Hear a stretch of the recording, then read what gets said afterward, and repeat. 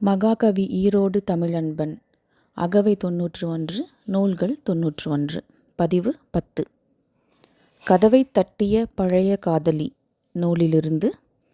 கல்லின் கனவு கலைந்தபோது. கவிதை.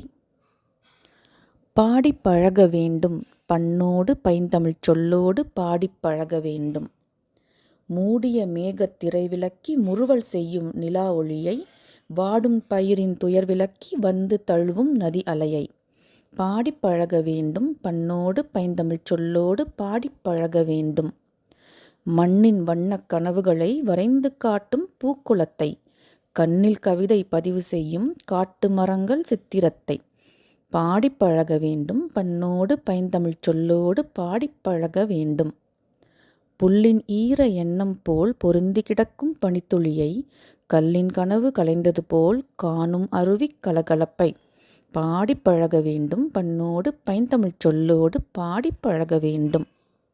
வானின் மார்பில் மாலை போல் வளைந்து பறக்கும் பறவைகளை, தேனில் வடித்த குரலெடுத்து வண்டுகள் செய்யும் இசை விருந்தை, பாடிப் பழக வேண்டும் பண்ணோடு பைந்தமிழ்ச் சொல்லோடு பாடிப் பழக வேண்டும்.